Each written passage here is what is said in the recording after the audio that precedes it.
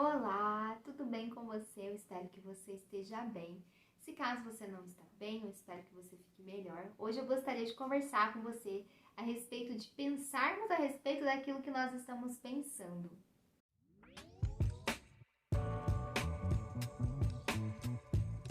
E eu gostaria de conversar um pouquinho com você a respeito desse assunto e te lembrar, de um dos versículos mais conhecidos da Bíblia, em Filipenses 4, no capítulo 8, que fala bem claro a respeito daquilo que nós devemos pensar. E esse texto fala, que nós devemos pensar naquilo que é puro, naquilo que é reto, naquilo que é agradável. Então, ali ele dá uma série de exemplos daquilo que nós devemos pensar, daquilo que deve estar na nossa mente, Se alguma virtude há em relação a alguma coisa, que isso deve ocupar o nosso pensamento.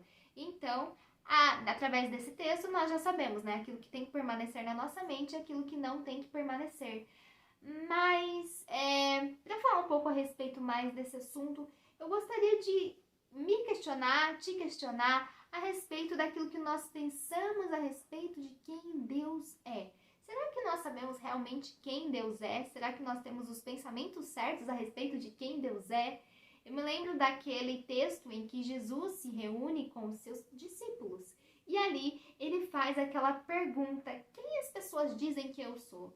Não que Jesus estivesse preocupado com aquilo que as pessoas pensam a respeito dele, porque as pessoas elas falavam mal de Jesus, por incrível que pareça, falavam que Jesus ele operava os milagres que ele operava através do rei dos demônios, o principal dos demônios, Beelzebul, e ainda falava que Jesus ele era um comilão, que Jesus andava com pecadores, E realmente Jesus, em determinados lugares, ele não tinha uma boa fama, porque as pessoas falavam mal até mesmo de Jesus.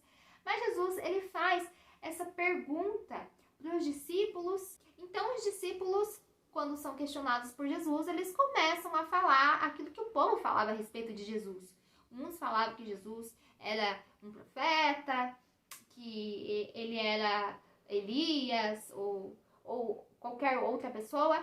E Pedro, no meio dessa conversa, ele fala que Jesus é o Cristo, Filho do Deus vivo. E ali Pedro, ele tem uma revelação de quem Jesus é. Então, nós conseguimos entender que para nós sabermos quem Jesus é, quem Deus é, nós precisamos ter uma revelação de quem Ele é. Nós temos muitos e muitos e muitos exemplos na palavra de Deus em que deixa bem claro os atributos de Deus, de quem Deus é. E nós sabemos que a Bíblia, num todo, ela é verdadeira. E ela nos dá a imagem verdadeira de quem Deus é. Então a Bíblia fala que Deus é amor, Deus ele é justiça, Deus ele é fiel. Fala a respeito de que Deus é o nosso companheiro, de que Deus cuida de nós, que Deus é o provedor e protetor. E nós podemos ter essa visão, um pouco limitada de quem Deus é, porque não é possível nós compreendermos totalmente quem Deus é. Se eu não me engano, acho que é C.S. Lewis que fala, ele faz uma comparação em que Deus é o oceano e a mente humana é um copo. Logo, não se pode colocar o oceano dentro do copo, ou logo assim, nós não podemos ter essa dimensão completa, esse entendimento completo de quem Deus é com a nossa mente humana que é limitada. E nós precisamos tomar cuidado a respeito disso, porque muitas vezes nós pensamos que Deus é quem Ele não é.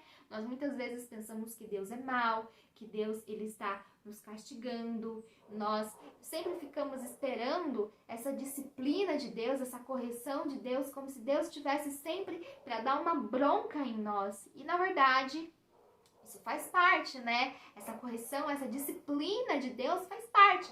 Mas não é em todo momento, sempre que Deus ele vai se apresentar dessa maneira para nós, como um pai disciplinador. Mas nós sabemos também que Deus é amor. E nós precisamos aprender a receber o amor de Deus. E nós precisamos ter uma dimensão e um entendimento maior do que é esse amor de Deus em relação a nós. Então, o primeiro tópico, o assunto que eu gostaria de falar com você é que nós precisamos ter os pensamentos certos a respeito de quem Deus é. E também eu estava pensando de nós termos o pensamento correto a respeito de quem nós somos. Nós vemos ao longo da Bíblia em que quando determinados personagens da Bíblia tiveram um encontro com Deus, eles falaram algumas coisas bem interessantes sobre si mesmos, né? Dentre esses personagens, eu posso citar Moisés, que Moisés, quando ele se encontra com o Senhor ali na sarça ardente, ele começa a falar que ele era pesado de boca, pesado de lábios, ou seja, ele não era eloquente, ele não sabia falar muito bem. Nós temos também Jeremias, que ele disse que não sabia falar, que ele era como uma criança. E também Gideão, ele diz que ele fazia parte da família mais pobre de Manassés e que ele era o menor na casa do pai dele. E nós vemos que essas pessoas, elas tinham uma visão a respeito delas mesmas, né? Moisés, Isaías, Jeremias, Gideão. E é uma visão que, quando nós olhamos assim por fora, não é mentira, é verdade, né? Alguns deles não sabiam falar, eles não tinham eloquência, eles se sentiam muito jovens para desempenhar o ministério, né? A responsabilidade que Deus estava confiando nas mãos deles, e além, eles se achavam pequenos, eles não sabiam que não eram de uma família influente. E nós vemos que Deus, ele chamava pessoas assim, ou ainda ele chama pessoas assim, para que a glória seja dele, não nossa. E nós sabemos, né, que Deus, ele pode usar aqueles que são limitados, considerados limitados, e Deus, ele gosta de pessoas que são humildes, né, que fala que Deus dá graça àqueles que são humildes, mas Deus resiste aos soberbos.